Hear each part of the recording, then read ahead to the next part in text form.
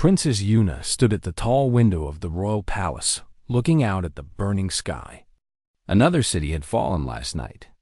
Another million of her people were now refugees, running from the Skarn warships that darkened their skies like metal locusts. She could see the smoke rising from the horizon, a black ribbon against the purple sunset. 300 years. That was how long her people had been fighting this war. 300 years of blood and fire and endless death. Her grandmother had fought the Skarn. Her mother had died fighting them. Now Yuna watched her father, Emperor Halon, grow older and weaker with each passing day, crushed under the weight of a war that had no end.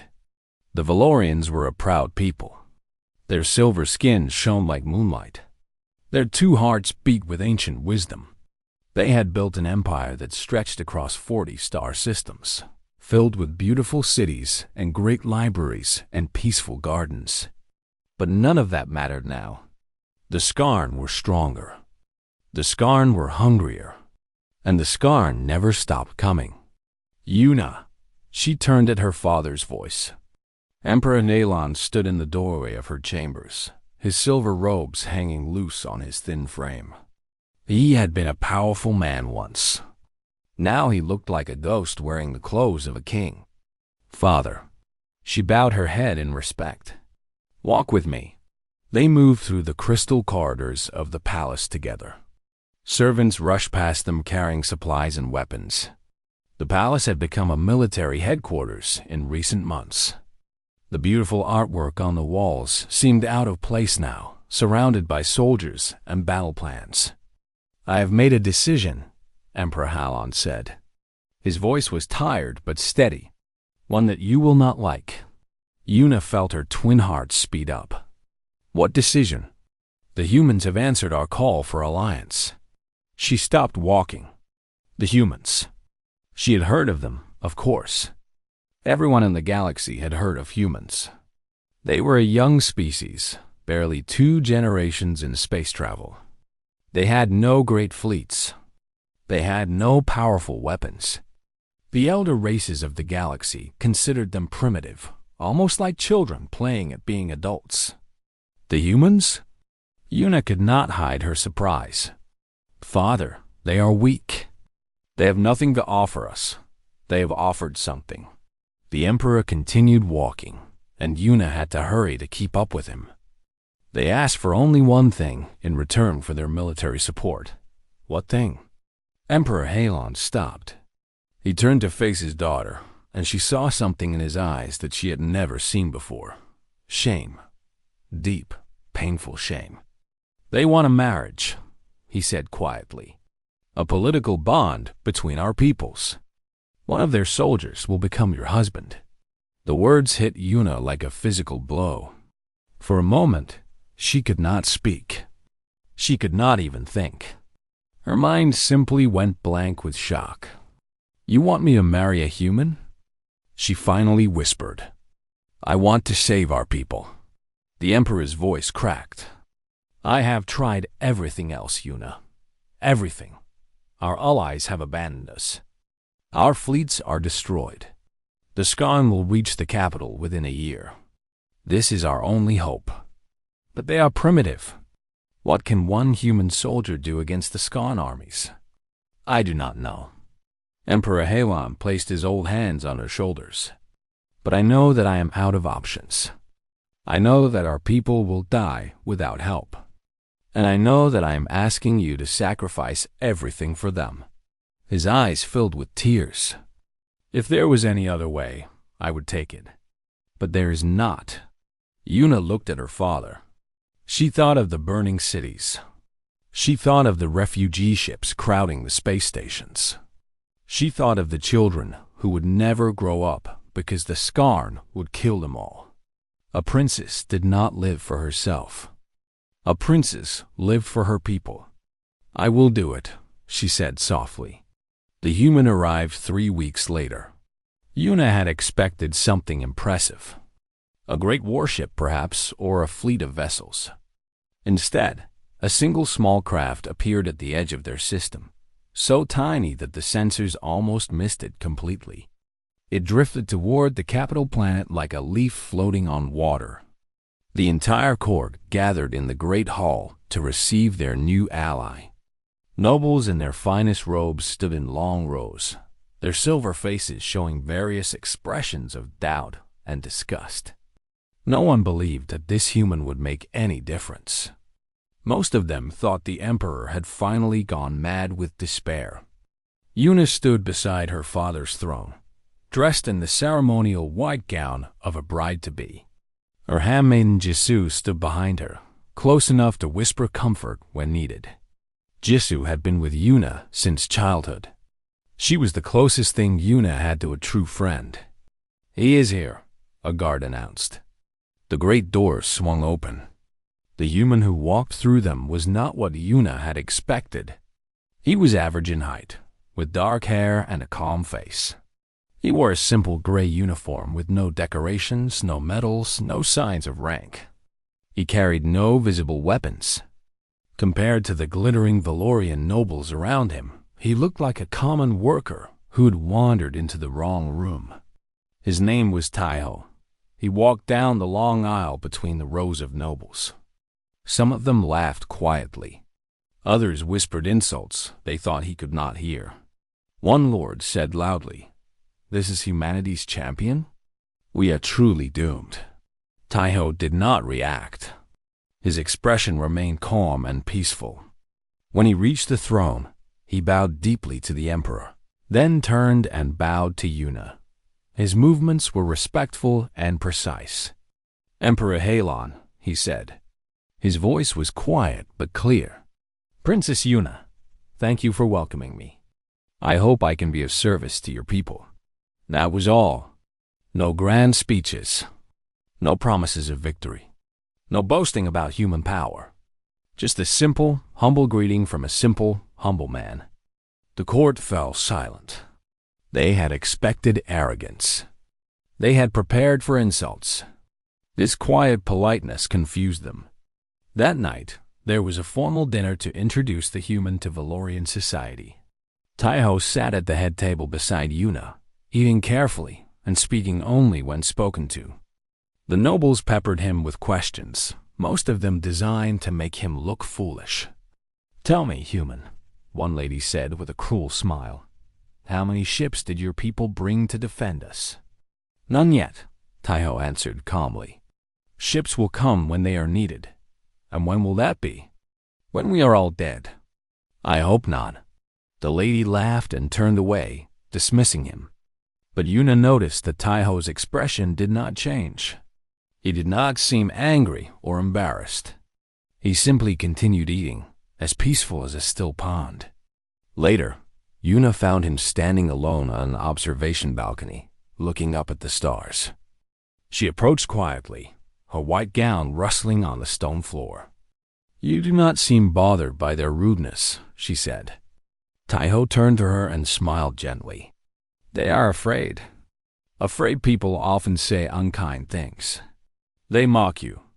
They think you are worthless. Perhaps I am." He shrugged. "I know this marriage is not what you wanted, princess. I know you deserve better than a strange man from a primitive world. I will try not to be a burden to you." His words surprised her. She had expected defensiveness or pride. Instead, she found understanding and humility. "Why did you agree to this?" she asked. "Why would you leave your home to marry a stranger?" Taiho looked back at the stars. For a long moment, he was silent. Then he spoke, and his voice was soft and sad. "Because your people are dying. And I was taught that when someone is dying, you help them."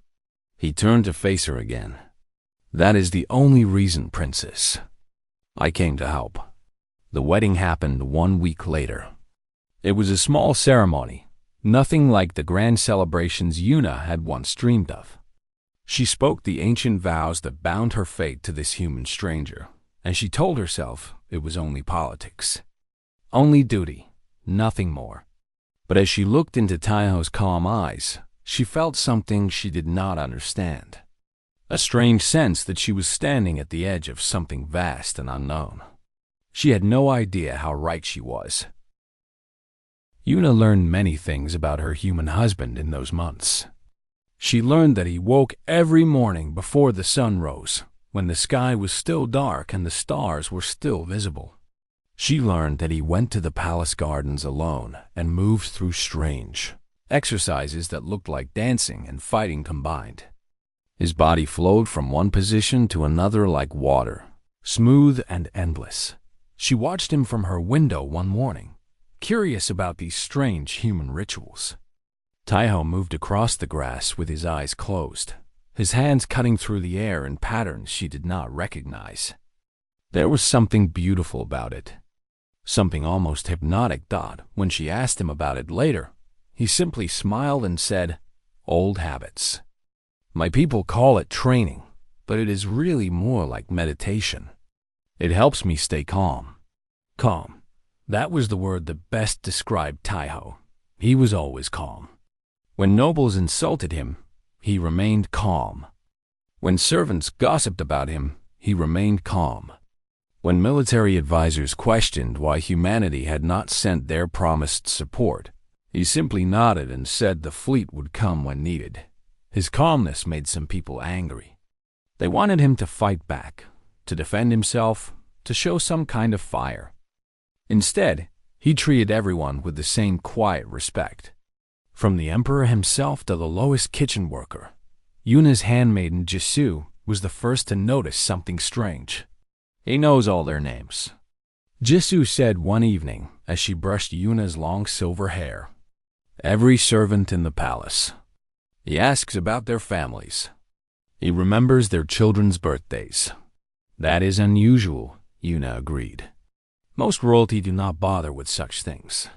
"It is more than unusual, Your Highness." Jisoo lowered her voice.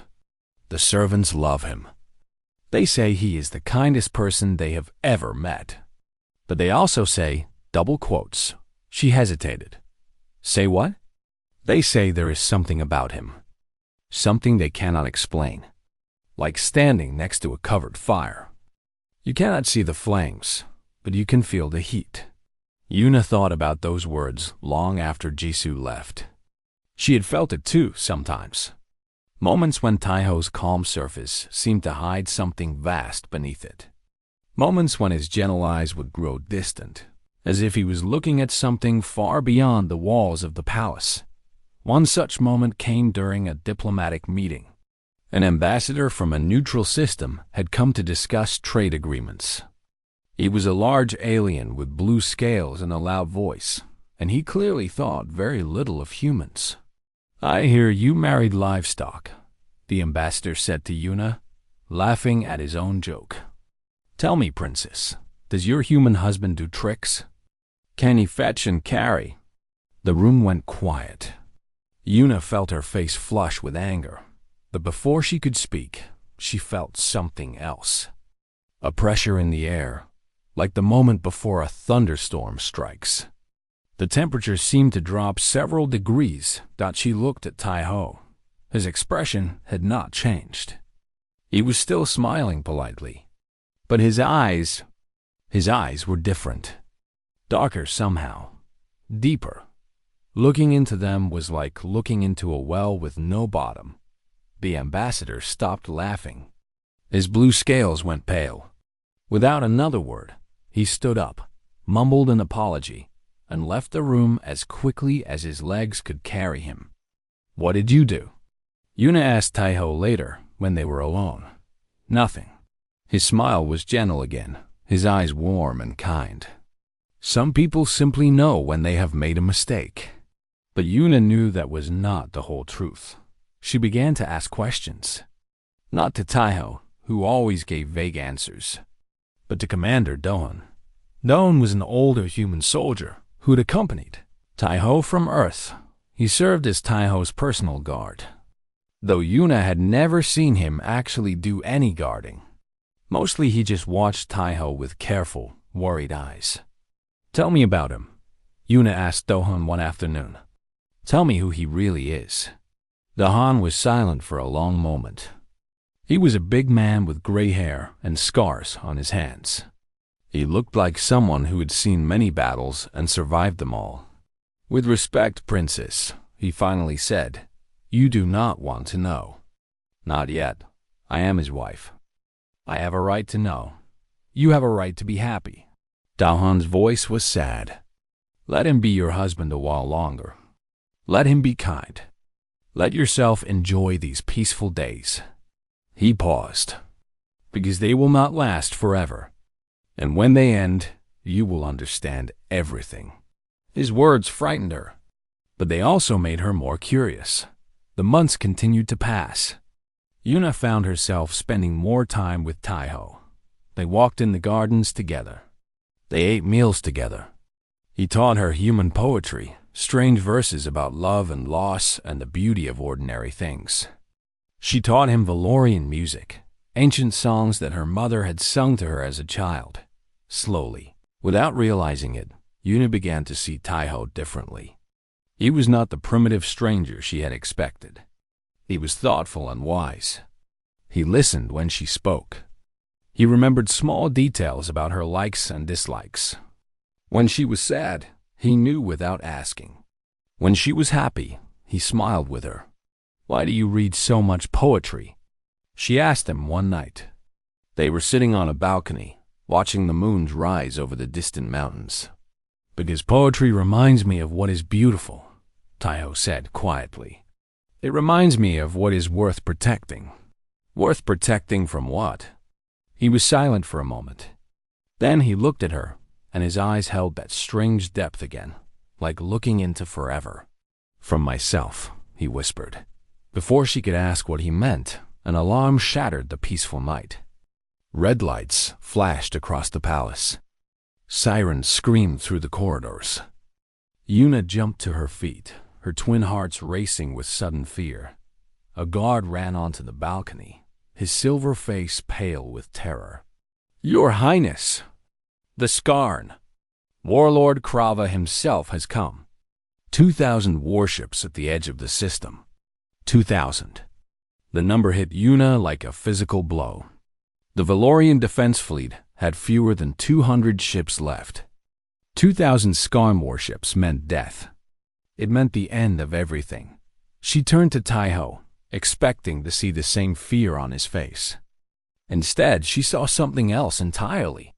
His calm expression had not changed, but something in his posture had shifted. He stood straighter. His shoulders squared.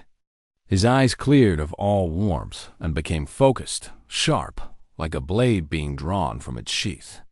"How long until they reach the capital?" he asked the guard. 6 hours. Maybe less. Taiho nodded. He turned to Yuna, and for a moment, just a moment, she saw sadness in his eyes. "I need to go to the orbital defense platform," he said. "I need to stop them." "Stop them?" "Taiho, there are 2,000 ships. What can one man do against 2,000 ships?" He reached out and took her hand. His touch was warm and gentle. The same hands that had held poetry books and served tea to servants. But now those hands felt different. They felt like they contained something immense, something barely controlled. "I am sorry," he said softly. "I am sorry you have to see what I truly am. I hoped it would never come to this. I hoped I could just be your husband, nothing more." "Taiho, what are you talking about?" But he was already walking away, Commander Dawn falling into step beside him. Yuna stood frozen on the balcony, her mind spinning with confusion and fear. Then she made a decision. She was not going to hide in the palace, while her husband faced the enemy alone. She was not going to cower while her people's fate was decided. Whatever Taiho was about to do, whatever secret he had been hiding, she would witness it. She followed him, through the chaotic corridors of the palace, into a transport shuttle, up through the atmosphere to the orbital platform that hung above the capital planet like a metal moon. The whole way, Taiho tried to convince her to go back. "Please, Yuna, this will not be pleasant. You should not see this. You are my husband," she said firmly. "Where you go, I go. Something flickered in his eyes. Something that looked almost like hope. Like he had been waiting his whole life for someone to say those words. "Thank you," he whispered. But his gratitude only made her more afraid. Because why would a man thank someone for watching him go to war? What was she about to see? The orbital platform's command center showed the approaching Skarm fleet on a massive screen. 2,000 ships filled the darkness of space, their weapons glowing with deadly light. Warlord Krava's flagship sat at the center, a mountain of metal and guns, larger than any ship Yuna had ever seen. Emperor Halon's hologram appeared, his old face gray with despair. The military advisors were screaming about evacuation.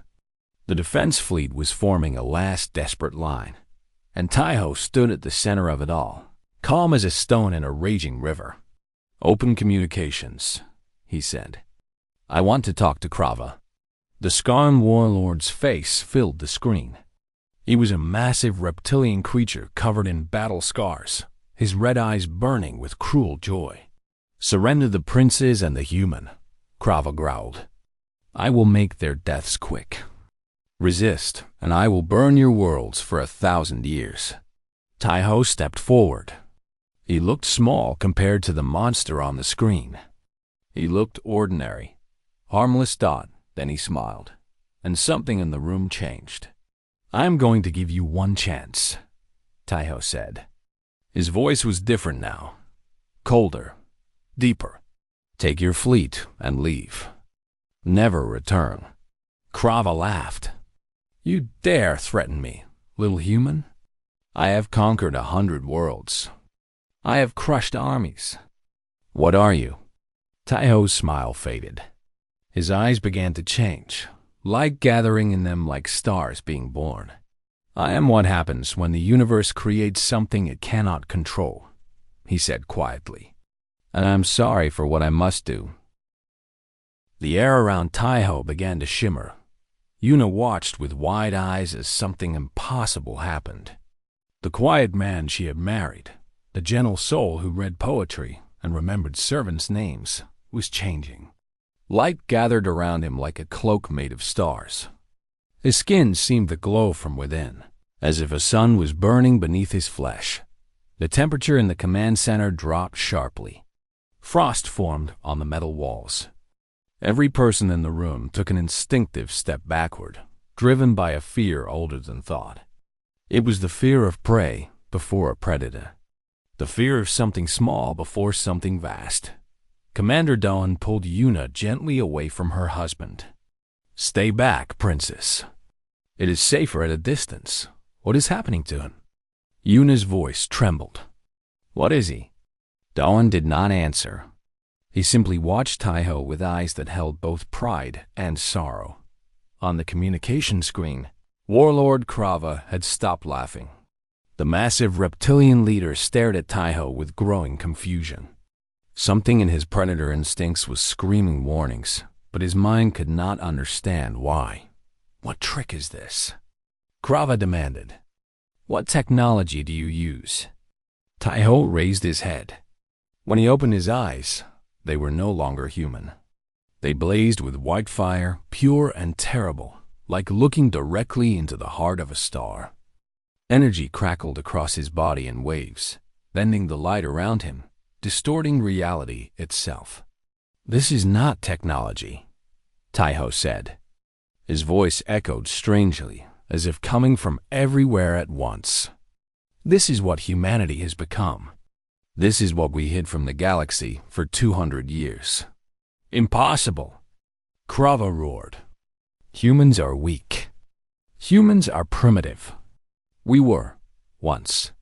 Taiho's glowing form moved toward the viewport, toward the field of stars where 2,000 warships waited to destroy everything Yuna loved.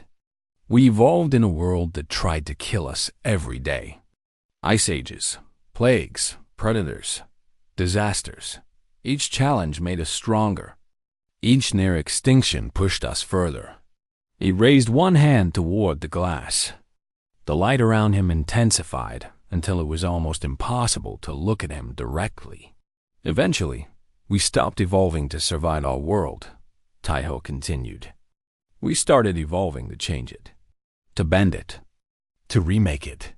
His voice dropped to something that sounded almost like sadness. We became something that should not exist, something the universe never intended.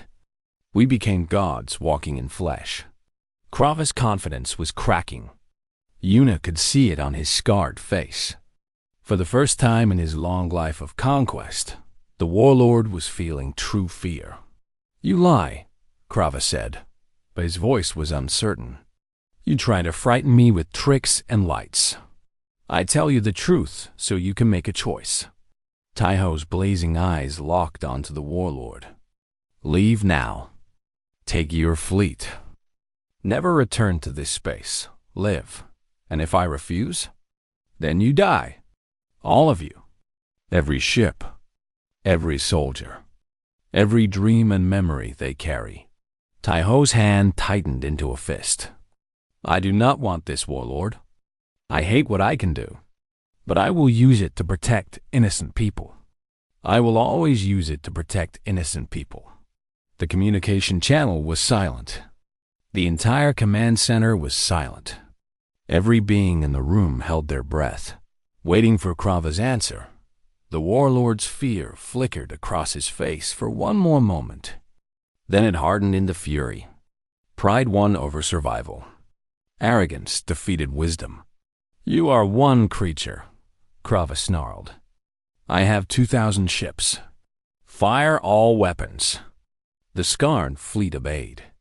1,000 weapons lit up across the blackness of space, beams and missiles streaming toward the orbital platform like a river of death. Taiho did not move. He simply blinked. The weapons vanished. Every beam, every missile, every piece of deadly energy racing toward them simply ceased to exist. They did not explode. They did not veer off course. They just stopped being, as if they had never been fired at all. Krava's eyes went wide. "What how? I told you," Taiho said quietly. "We evolved to remake reality. Your weapons are made of atoms. Atoms are made of energy. And energy is what I control." He turned back to Yuna. The fire in his eyes dimmed slightly, and for a moment she saw her husband again. The kind man. The gentle soul. The poet who hated violence. "I am sorry," he said. "I wanted to give him a chance. I always want to give them a chance." "Taiho." Yuna whispered. "Please remember that I tried. Please remember that I did not want this." He looked at her with something that broke her heart. It was grief. Pure, endless grief for what he was about to do. But they will not stop. They will never stop. And if I do not end this here, millions of your people will die. He turned back to the viewport. His hand rose again. The light around him pulsed like a heartbeat, growing brighter and stronger with each pulse. "I call this mercy," Taiho said, his voice resonating through the room. "Remember that. This is the fastest way. They will not suffer. They will not know fear. One moment they exist, and the next, they do not. Fire again." Krava screamed over the communication channel. "All ships. Everything we have." The Skarn fleet unleashed its full power. Thousands of weapons fired simultaneously, enough firepower to crack planets, to extinguish suns. The darkness of space became bright with destruction. Taiho pushed. There was no other way to describe it. He pushed with something that was not his hands, not his body, not any physical force that Yuna understood. He pushed with his will, his consciousness, his very existence. A wave of invisible force erupted from the platform. It moved faster than light, faster than thought. It touched the first Skarn warship, and the ship simply stopped existing. Not exploded, not destroyed, stopped existing. Every atom that had made up that vessel was separated, scattered, returned to the basic energy of the universe. The wave continued outward. Ship after ship vanished in complete silence. There were no explosions, No screams. No debris. One moment a mighty warship hung in space, and the next moment there was empty void where it had been. Fighters disappeared. Cruisers dissolved. Battleships that had conquered entire civilizations were erased like words wiped from a page. Yuna watched with horror and awe as the most powerful military fleet in the galaxy was unmade. Her handmaiden Jisoo was crying silently beside her. Commander Doan stood rigid, his old hands clenched at his sides. The military advisors had fallen to their knees, unable to process what they were seeing. Warlord Krava's flagship tried to flee. The massive vessel turned, its engines burning at maximum power, trying desperately to escape the wave of annihilation sweeping toward it. Taiho closed his fist. The flagship crumpled like paper being crushed in a giant hand. Metal that was meters thick folded inward. Engines that could move planets were compressed into nothing. The entire mountain of destruction that Krava had commanded for centuries was squeezed down to a point smaller than a grain of sand. Then it winked out of existence. 90 seconds. That was all it took. 90 seconds to destroy 2,000 warships. 90 seconds to end an empire's entire military might. 90 seconds to change the galaxy forever. The light around Taiho faded. The fire in his eyes dimmed and died. He stood at the viewport, a normal man again, looking out at the empty space where an armada had been moments before. Then his legs buckled beneath him. Du-hun caught him before he hit the floor. "He will be fine," the old commander said, his voice rough with emotion. "This just takes everything out of him. He needs rest."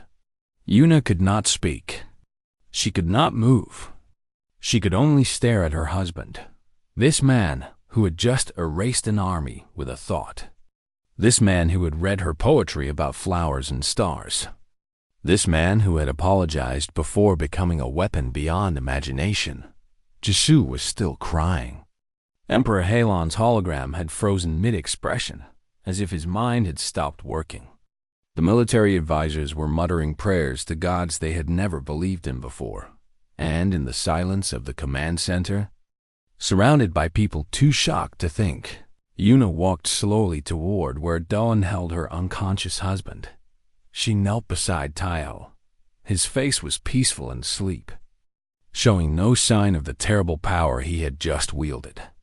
He looked young and vulnerable and ordinary. He looked like any man taking a nap after a long day. But he was not any man. He was something new. Something that should not be possible. Something that made every weapon in the galaxy look like a child's toy. What is he? Yuna finally asked, her voice barely a whisper. Dawn looked at her with eyes that had seen too much. "We call ourselves Homo Superior now, but that is just a political name. What we really are." He shook his head slowly.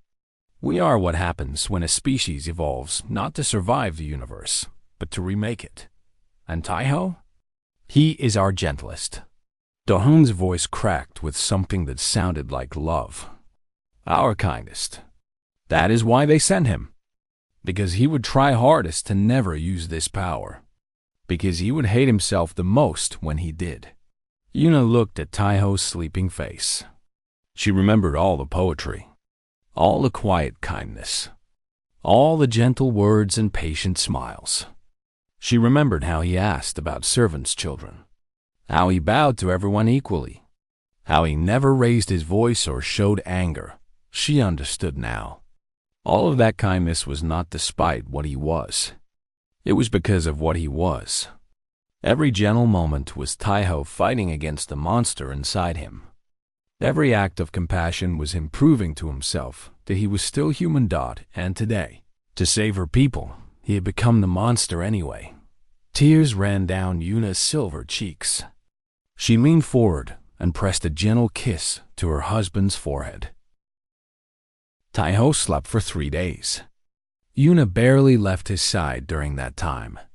She sat in a chair beside his bed in the medical wing of the orbital platform, watching his chest rise and fall with each breath. Sometimes he would murmur in his sleep, words and languages she did not understand. Sometimes his face would twist with pain, as if he was fighting battles in his dreams. The galaxy did not stop moving while he slept. News of what happened spread faster than light. Within hours, every major power in known space knew that a single human had destroyed 2,000 Skarn warships with a thought. The story grew with each telling. Some said Taiho had waved his hand and turned the fleet to dust. Others said he had opened a hole in reality and let the void swallow them. A few claimed he had simply looked at the ships and wished them out of existence. The truth was almost worse. Commander Dohun explained it to Yuna during one of his visits to check on Taiho. Humans have always been different from other species, he said, standing by the window and looking out at the stars. Most aliens evolved to fit their world. We evolved to change ours. Tools, fire, language, cities. We never accepted limits. We always pushed beyond them. But this, Yuna gestured at Taiho's sleeping form. This is not just pushing limits. This is breaking them completely. Yes, Doan nodded slowly. About 200 years ago, something happened to us.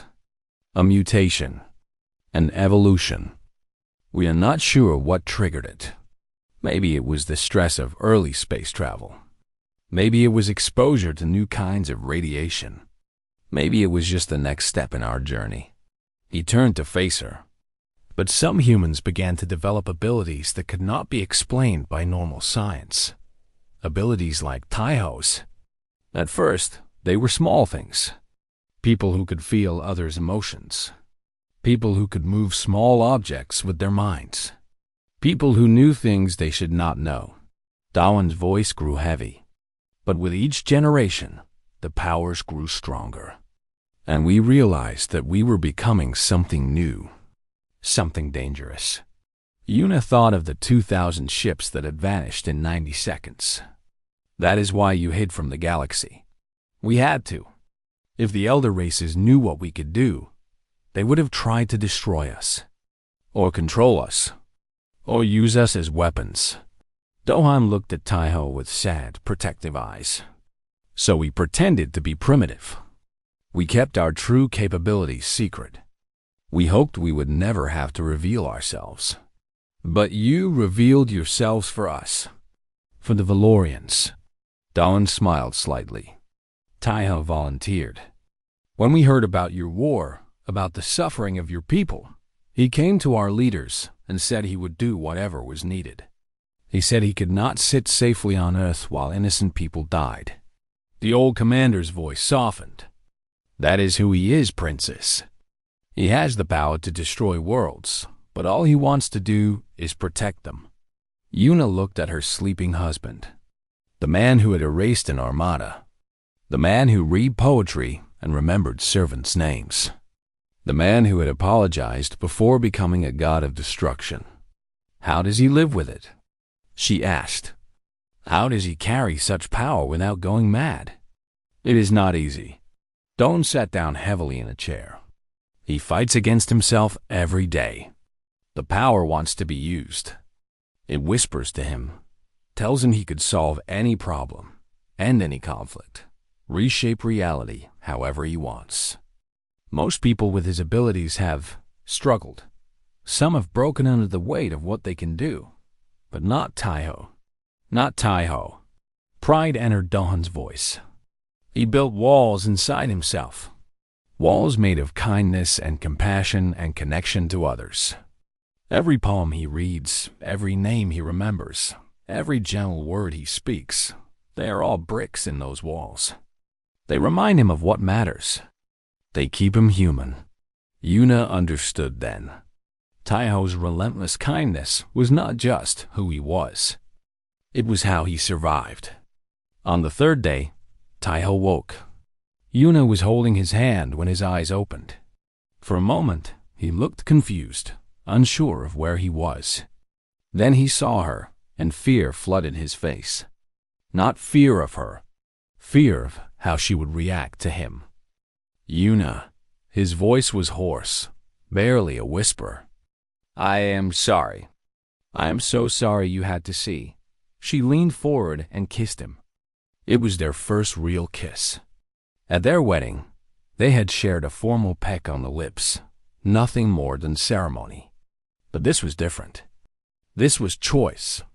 This was Yuna choosing to cross the distance between them, choosing to connect with the man who had saved her people and terrified her at the same time. Taiho froze in surprise. Then, slowly, hesitantly, he kissed her back. When Yuna pulled away, his eyes were wet with tears. "How?" he breathed. "How can you look at what I am and not, because I see what you choose to be?" Yuna touched his face gently.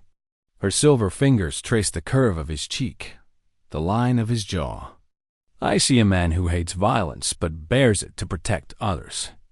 A man who could rule as a god but serves as a partner. A man who apologizes before battles and grieves for enemies he has never met." She smiled softly. "That is who I married. That is who I choose." Taiho stared at her as if she had done something more miraculous than anything he could do, as if her acceptance was a power greater than his own. "I killed them all," he said, his voice breaking. 2,000 ships. Hundreds of thousands of people. Soldiers who had families. Soldiers who maybe did not want to fight. I killed them all in less than 2 minutes. You saved millions more. That does not make it easier." He sat up slowly, his body still weak from the effort of what he had done. "Every time I use my power like that, a piece of me dies. I feel their lives end. I feel them become nothing. And I know that I am the one who made it happen." Yuna took his hand again. "Then we will carry that weight together. You do not have to. I want to." She squeezed his fingers firmly. "I married you for politics, Taiho, but I'm choosing you now for myself. All of you. The poet and the destroyer. The gentle man and the terrible power. I choose all of it." For a long moment, Taiho could not speak. He simply held her hand and let the tears flow down his face. Tears of relief. Tears of gratitude. Tears of something that might have been the beginning of love. Outside the medical wing, the galaxy continued to change. The Skarn Dominion, shattered by the loss of their fleet and their greatest warlord, began surrendering system by system. Generals who had conquered worlds for centuries threw down their weapons and begged for peace. The empire that had threatened the Valorians for 300 years crumbled in less than a week. Other reactions were more complicated. The elder races, those ancient civilizations that had ruled the galaxy for millennia, went very quiet. Their ambassadors stopped visiting. Their trade ships changed routes. They watched humanity from a distance, trying to understand what they were facing. Emperor Halon called a meeting of the full court. Taiho, still weak but recovered enough to walk, stood beside Yuna as her father addressed the gathered nobles. "We have been saved," the emperor said. "But we must understand what that salvation means. Humanity is not what we thought. They are not primitives to be pitied. They are not allies to be used." He looked at Taiho with an expression mixing fear and respect. "They are something entirely new. And we must decide how to live in a galaxy where such power exists." A noble spoke up, his voice shaking. "How do we know they will not turn on us? If one human can destroy a fleet, what happens when their whole species decides to conquer?" Taiho stepped forward. The room went silent. Every eye focused on him, and Yuna could see the fear in those silver faces. Fear of what he was. Fear of what he could do. "I understand your concern," Taiho said quietly. "I understand that power like mine is terrifying. If I were in your position, I would be asking the same questions." He paused, gathering his thoughts. "I cannot promise that every human will always use their abilities for good. We are still people. We make mistakes. We have flaws. Some of us have fallen to darkness and had to be stopped by others. His voice was steady and honest. But I can promise you this. Humanity does not want to rule the galaxy. We do not want to conquer. We do not want to be feared. Then what do you want? The noble asked. Taiho looked at Yuna. Their eyes met, and she saw something warm in his gaze. Something that made her twin hearts beat faster. We want what everyone wants, he said. Peace, family, a place to belong. He smiled gently. I married Princess Yuna to build a bridge between our peoples. I want that bridge to be built on trust, not fear. I want us to be partners, not master and servant. The court was silent. Yuna could see the nobles thinking, processing, trying to reconcile their fear with Taiho's gentle words. Then Emperor Halon stepped forward. He walked slowly down from his throne until he stood directly in front of Taiho. The old emperor looked up at the young human, and something changed in his eyes. You saved my daughter, Halon said. You saved my people. You saved our entire civilization. He bowed his head, a gesture of respect that an emperor had not given in centuries. I do not fully understand what you are, son, but I know what you have done. I now know who you have chosen to be. When the emperor raised his head, he was smiling. Welcome to the family. 1 year later, Princess Yuna stood in the garden where Taiho still practiced his morning exercises. She was no longer just a princess now. Following her father's peaceful decision to step down from the throne, she had become queen consort of the Valorian Empire. The title came with great responsibility, endless meetings, and thousands of decisions that affected billions of lives. But every morning, before the sun rose, she would come to this garden and watch her husband move through his ancient human forms. Taiho flowed from position to position, his body cutting graceful patterns through the cool morning air. His eyes were closed. His face was peaceful. In these quiet moments, he was not the being who had destroyed armadas. He was simply a man finding balance within himself. Yuna loved these mornings. She loved watching him. She loved how the first light of dawn caught his dark hair. She loved how he always sensed when she arrived and opened his eyes to smile at her. Good morning, he said, finishing his routine. Good morning, my husband. He walked to her and kissed her forehead gently. Even after a year of marriage, his touch still made her heart beat faster. Even knowing what power those hands contained, she felt only warmth and safety when he held her. The baby was kicking all night, Yuna said, placing her hand on her swollen belly. I think she has your energy. Taiho's eyes lit up with joy and worry at the same time. He knelt before her and placed his palm against her stomach. A moment later, his expression softened. She is dreaming, he said quietly. I can feel it. She is dreaming about colors and sounds and warmth. You can feel her dreams, just a little, just vague impressions. He looked up at Yuna with something vulnerable in his eyes. Are you frightened? That she might inherit my abilities? Yuna had thought about this many times during her pregnancy. The idea of her daughter carrying the same terrible power as her father was sometimes overwhelming. But she had also watched Taiho over the past year. She had seen how he fought every day to be kind, to be gentle, to use his gifts only when there was no other choice. I am frightened, she admitted, but I am also hopeful. Hopeful? She placed her hand over his, pressing his palm more firmly against her belly. Because she will have something you did not have. She will have a father who understands what she is going through. A father who can teach her how to build walls of kindness. A father who can show her that power without compassion is meaningless. Taiho's eyes filled with tears. He pressed his forehead against her stomach and simply breathed, connecting with the life growing inside her. I will teach her everything, he whispered. I will teach her that the hardest battles are the ones you choose not to fight. I will teach her that true strength is knowing when to hold back. I will teach her to be better than me." Yuna ran her fingers through his hair. "She will be amazing, because she comes from you." The year had brought many changes to the galaxy that the Skarn Dominion had fully surrendered. Their remaining leaders had signed a peace treaty that ended 3 centuries of war. Former enemies were now trading partners. Skarn children were learning Valorian language in schools. Valorian doctors were working in Skarn hospitals. Slowly, carefully, 2 civilizations that had been trying to destroy each other were learning to coexist. Humanity had officially revealed itself to the galaxy.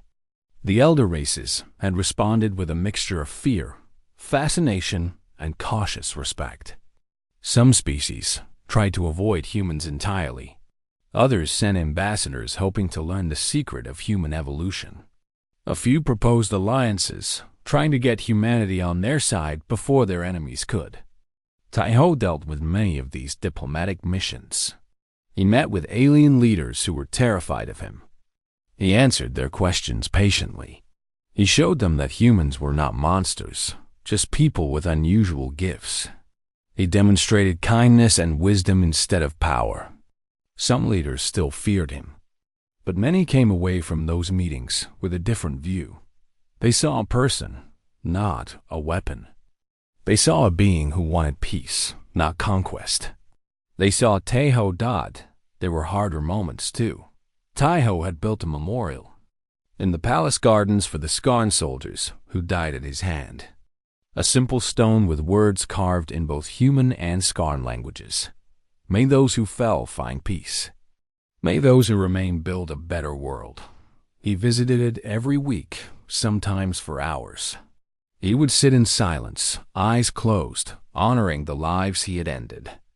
Yuna would find him there sometimes, tears tracking silently down his face. They had families, he told her once. Lovers. Children. Dreams for the future. I took all of that away in 90 seconds. You saved millions of lives. I know. But that does not mean I should forget the ones I ended. He looked at her with heavy eyes. The moment I stop grieving for them is the moment I become a monster. The pain reminds me to be careful. It reminds me that every life matters. Yuna understood. Taiho's grief was not weakness. It was the chain that kept his humanity anchored. It was the price he willingly paid for his power. The baby came on a rainy night in late autumn. Jizu and Commander Doan waited anxiously outside the birthing room while Taiho held Yuna's hand through hours of labor. When the tiny cry finally filled the air, both parents wept with joy. Their daughter was born with silver skin like her mother and dark eyes like her father. She was small and perfect and absolutely beautiful. What should we name her? Yuna asked, holding the infant against her chest. Taiho looked at his daughter with an expression of wonder and fear and overwhelming love. In my language, there is a word for hope. Siora. It means first light of a new dawn. Siora. Yuna tasted the name. I like it. Our little dawn. The baby opened her eyes and looked at her father. Taiho felt something stirred deep inside him, a connection beyond words. His daughter's tiny mind brushed against his, clumsy and unformed but undeniably present. She had inherited his gifts. The realization hit him like a physical weight. His daughter would face the same struggles he had faced. The whispers of power, the temptation to use it, the constant battle to remain kind when cruelty was so much easier. But she would not face those struggles alone. I will protect you, Taiho whispered to his daughter. I will teach you. I will show you how to be strong without being cruel. How to be powerful without being a tyrant. How to love even when the universe gives you every reason to hate. Little Siora made a soft sound and closed her eyes, falling asleep in her mother's arms. Yuna looked at her husband. She saw the fear in his eyes, but she also saw determination. Purpose. Love. She's going to be extraordinary, Yuna said. Because she has you as a father and me as a mother. Because she will grow up knowing what true strength looks like. And what does true strength look like? Yuna smiled. It looks like a man who can destroy armies but chooses to write poetry. It looks like a warrior who builds memorials for his enemies. It looks like a god who kneels to play with children. She reached out and touched his face. It looks like you, Taiho. He leaned into her touch, closing his eyes. For a moment, they were simply a family. A mother, a father, and a newborn child. The power that could remake reality. The politics of empires. The fears of a galaxy. None of it mattered. There was only love. Outside the window, the rain stopped. The clouds parted. And the first light of dawn broke across the sky, painting the world in shades of gold and pink. Somewhere in the distance, a bird began to sing. Yuna had married a human for peace. She had watched him annihilate armies like a god. And she had discovered something the galaxy's elder races never understood. That true strength was not in the power to destroy, but in the choice to build instead. In her arms, their daughter slept peacefully, dreaming of colors and sounds and warmth. And in that quiet room, surrounded by the people he loved, Taiho finally felt at home. The war was over. The future was uncertain. But for the first time in his life, Taiho believed that uncertainty could be beautiful. Because whatever challenges lay ahead, they would face them together. As a family, as partners, as something new and hopeful in a galaxy that had known too much pain. And that, more than any power or weapon, was the greatest gift humanity could offer. Hope.